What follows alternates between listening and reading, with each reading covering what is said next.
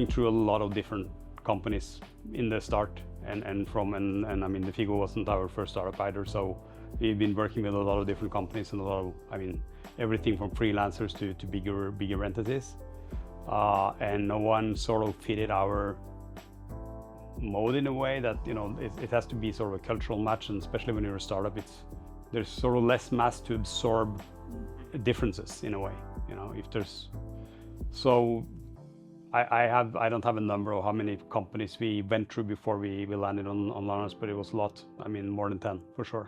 So we did a test with LANARS.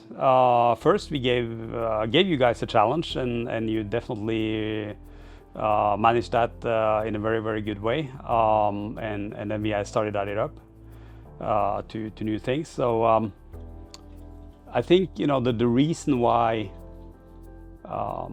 we stayed with you guys is, you know, I think, you know, the Ukrainian and the Norwegian culture is a lot of the same. You know, we're very trustworthy, or trusting, I would say, trusting to each other.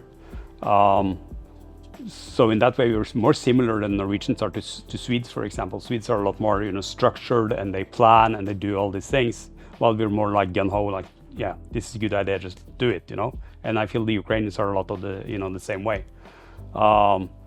So, you know, we a lot of times we wouldn't even, you know, have a contract. We just start on something, and then we would figure out the, you know, the commercial side after. So we thought that sort of the flexibility and I wouldn't call it spontaneous, but in a way it is, you know, this sort of attitude to, yeah, you know, let's do this, you know, this is fun, let's do it, you know. We have the same sort of attitude towards that, and that was important to us. So that was definitely a very big part of it. The other part, that the people are excellent. We have some developers on the LANARS, the core team that we have employed, that are, you know, just state of the art. It's like they could be employed at NASA or whatever, you know, if they wanted. So these really great people, right? Super competent. The last thing I would say is sort of the loyalty, or the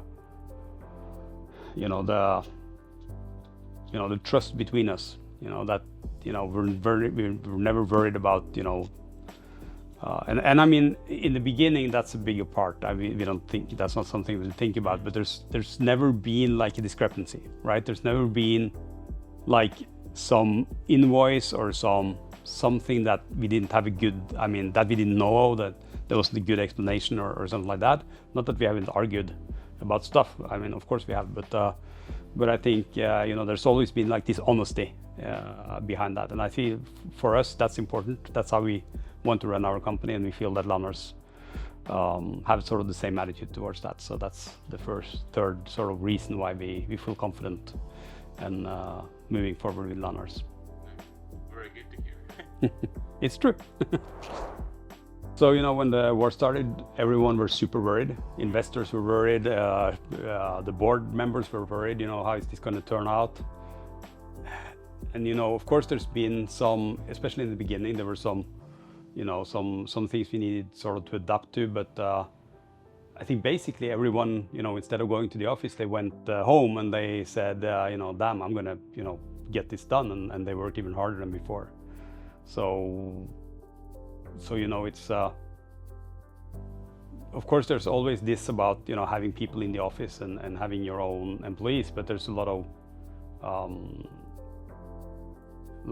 there's a lot of negative sides to that as well, right? You don't have the flexibility, you're not able to scale, you don't have the access to the pool of resources and competence that you have in a consulting company.